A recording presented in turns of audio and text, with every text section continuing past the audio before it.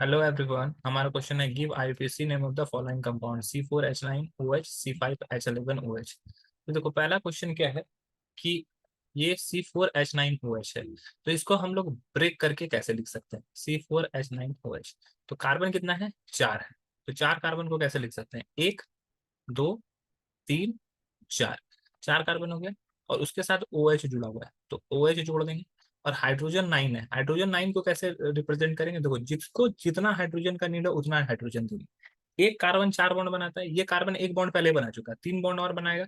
तो 3 हाइड्रोजन के साथ इसको ऐड कर देंगे। ये कार्बन 2 बॉन्ड बना चुका है, 2 हाइड्रोजन और चाहिए 4 के लिए।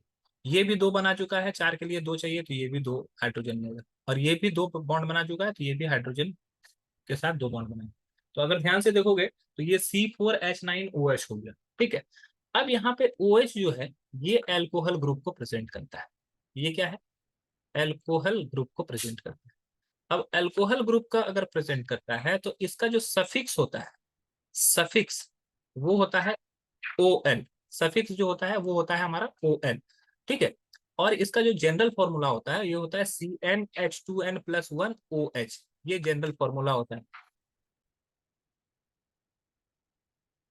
तो अब यहाँ पे नंबर ऑफ कार्बन को भी देखना है हम लोग को, नंबर ऑफ कार्बन, और ये भी देखना है कि कार्बन और कार्बन के बीच में कैसा बॉन्ड है। तो कार्बन और कार्बन के बीच में हमेशा सिंगल बॉन्ड है। सिंगल बॉन्ड किसको रिप्रेजेंट करता है, एल्केन को।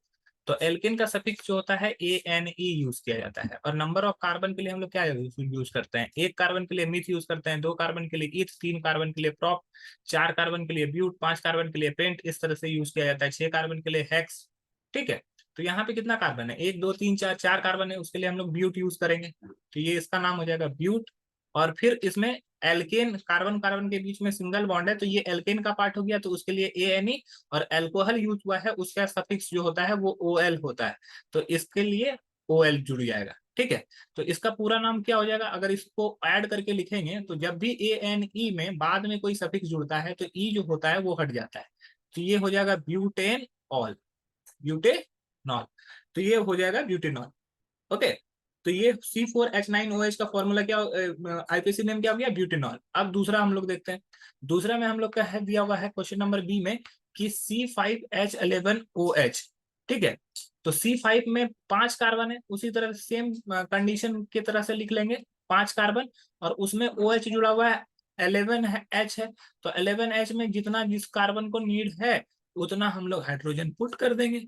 तो यहाँ पे देखोगे 3 2 5 2 7 2 9 2 11, 11 हाइड्रोजन उड़ गया। अब इसमें देखो नंबर ऑफ कार्बन कितना है, 5 है। 5 कार्बन के लिए क्या यूज करते हैं, पेंट। तो ये हो जाएगा पेंट।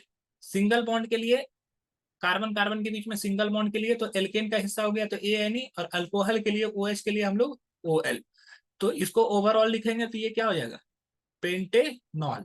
ठीक है, ये ई कैंसिल हो जाएगा, ये हो जाएगा पेंटेनॉल।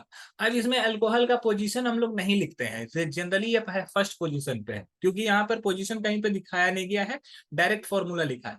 अगर ये पोजीशन अलग अलग, OH अलग अलग पोजीशन पे रहता, मान लो फर्स्ट कार्बन की बजाय दूसरे या तीसरे पोजीशन पे रहता, तो हम लोग को अल्कोहल का पोजीशन भी लिखना पड़ता है। लेकिन चूंकि ये पहले पोजीशन पे है तो इसमें लिखने नहीं भी लिखने पर ये काम चल जाएगा।